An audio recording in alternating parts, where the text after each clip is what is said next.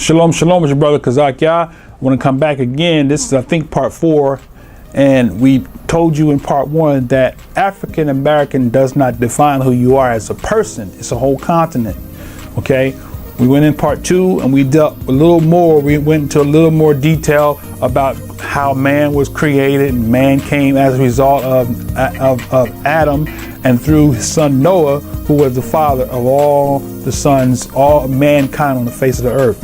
In part 3, we got a little more detail. We got involved into the ethnic of the sons of Noah, and then we dealt with the definition according to the Zondervan's Compact Bible Dictionary of who Ham was, the father of the dark races of people.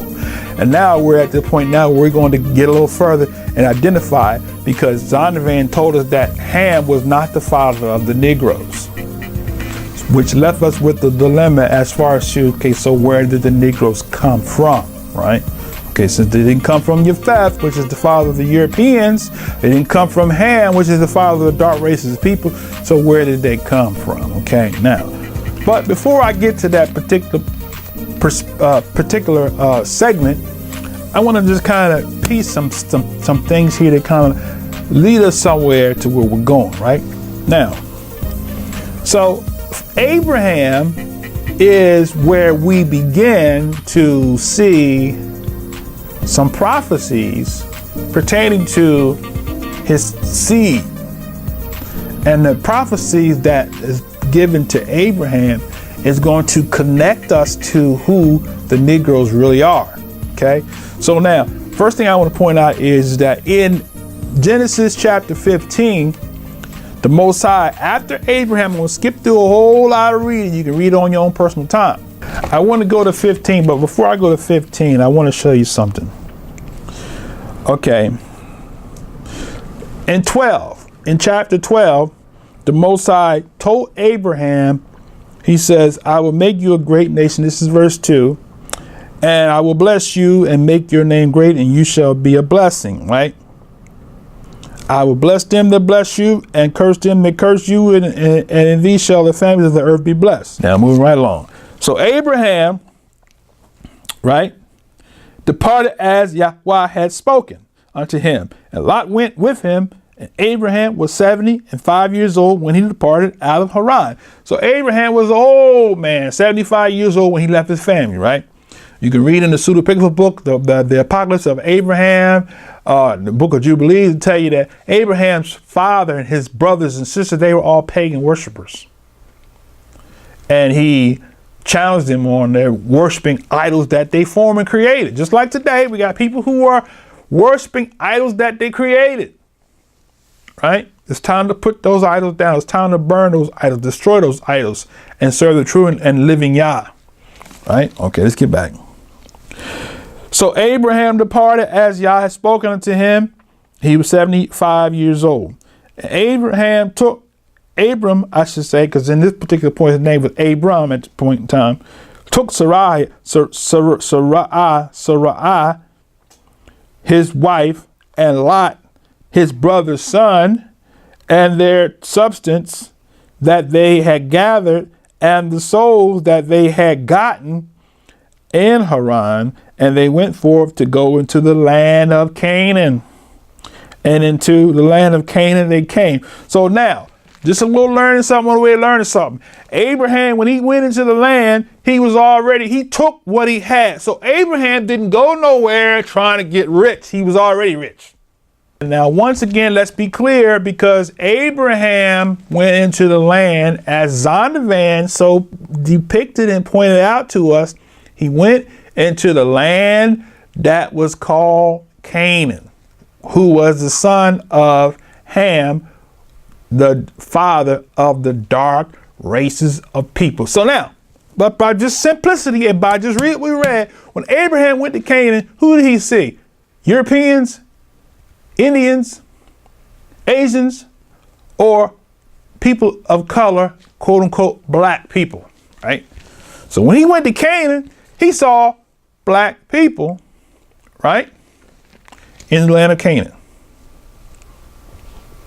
Simplicity now. Don't get upset, brother. You preaching a racist, you get all sensitive when truth comes out. Okay? Truth is the important issue right now, not race. I'm not a racist. I don't care whether you white, black, red, green, or purple. Truth is what matters to me. When Abraham went into Canaan, he saw people who were of the dark races of people, according to Zondervan, the anointed brother Zondervan. Okay? All right. Let's move on. So Abraham, verse 6, passed through the land unto the place of Shechem, unto the place of Moriah, and the Canaanite was then in the land. Verse 7, Yah appeared unto him, Abraham, and said unto thy seed, listen, watch this now, will I give this land? And there builded he an altar unto Yah, who appeared unto him. So when Abraham went into Canaan land, where the dark races of people were already living there, the Most High said, this the land I'm going to give to you.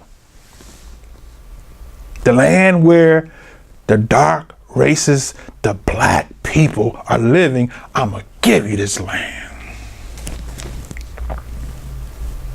Whew. That's heavy. Is that heavy or what? So, don't be mad, right? Just be glad, because truth is coming out. Canaan is the father of the dark races of people, and the Most High told Abraham, I'm going to give you the land where these dark races of people live.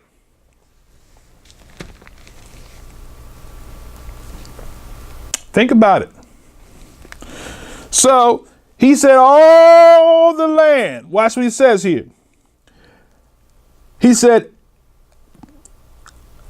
I will give this land, verse 7, and there he built an altar, and Yah, who appeared unto him. And he removed from there into the mountain on the east of Bethel, and pitched his tent, having Bethel on the west, and Hai on the east. And there he built an altar unto Yahweh, and called upon the name of Yahweh. Somebody said, well, he didn't know the name of the Father, the Most High's name, until Moses came. And the Most High's name was spoken until Moshe came on the scene, until Moses came on the scene. Not true. Here it says, Abraham called on the name of Yahweh. It says, there he built an altar and called upon the name. He didn't call upon the character. He didn't call upon the authority. He didn't call upon the representation of who the Most High is, but he called upon the name. How do you call upon a person's name? You just call on the character. I call upon the character of the Creator. I call upon the authority of the Creator. He said, Yahweh. He knew the name. He didn't call on the Lord. He said, Yahweh. He called upon the name of Yahweh. Abraham journeyed, going still towards the south. Right? So now, Most High promised him the land of Canaan. All right. Now, I'm going to skip forward because we're going somewhere. We're trying to get to who these African Americans, so-called African Americans are. All right. Now, skip forward. We're going to skip forward because there's a lot of information there. Abraham was a mighty man, and he went to war and battle and rescued his nephew Lot.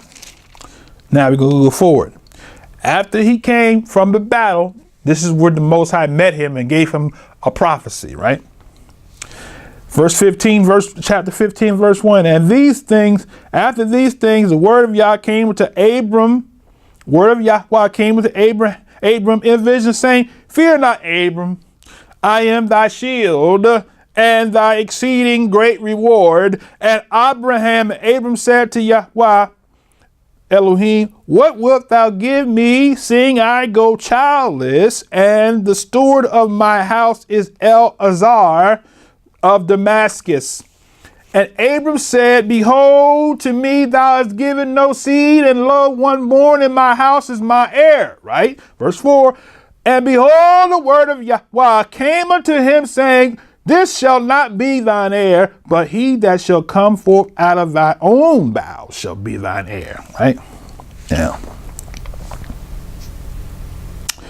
And verse 5, he brought forth him abroad and said, look now towards heaven and tell the stars if thou be numbered them. And he said unto him, so shall thy seed be. Right? That's future prophecy that Abraham will be the father of many nations, not just only the nation of Israel, but other nations that will come under the nation of his seed. Okay? Jumping the gun. And he believed Yah. Why? And he counted it to him for righteousness. He said unto him, I am Yahweh that brought you out of Ur of the Chaldees to give thee this land to inherit it. So he promised him the land of Canaan to inherit it, right? He said, Yah Elohim, whereby shall I know that I shall inherit it? And he said unto him, take me a heifer of 3 years old, and a she-goat of 3 years old, and a ram of 3 years old, and a turtle dove, and a young pigeon. He took unto him all these, and divided them in the midst, and laid each piece one against another, but the birds divided he not. Watch this now. And when the fowls came down upon the carcasses, Abram drove them away. Now, here's prophecy, right? When the carcasses died, or carcasses was laid, the birds came down. This is a foreshadow of something that he saw in the future. The fowls came upon the carcasses that was dying, that was dead. And Abram drove them away. Okay? That's a foreshadow. Now you take that where you want to go with it. Okay? Verse 12. And when the sun was going down, a deep sleep fell upon Abram, and lo, a horror of great darkness fell upon him. So this is where you're getting the revelation of now what he saw, right? And he said unto Abram, know of surety that thy seed shall be a stranger in a land that is not theirs, and shall serve them, and they shall afflict them 400 years, right? And also that nation whom thou shalt serve will I judge, and afterwards shall they come out with great substance. Now, take that where you want to go with it. This was a prophecy to Abraham, okay? This verse doesn't specifically say that this is talking about Egypt, although I believe it was. But this prophecy also, I believe, was talking about the seed or the descendants of Abraham's seed in the captive lands. Okay? Simplicity now. Because we didn't read here where it said that it was Egypt, but we read where it said that they shall be a stranger in a land that is not theirs. Okay. Now we know for a fact that the Israelite nation went into Egypt, which was a land that was not theirs, and sojourned there for 400 years. We also know that according to history, Israel was scattered from their land into a land of their captivity. Right? Take that where you want to go with it. Okay. Now, and he said, the nation whom you shall serve will I judge, and afterwards shall they come out with great substance, and thou shalt go to thy father in peace, and thou shalt be buried in a good old age. But in the 4th generation they shall come hither again, for iniquity of the Amorites is not yet full. Now, from reading that, we can say that that is talking about Egypt. Okay.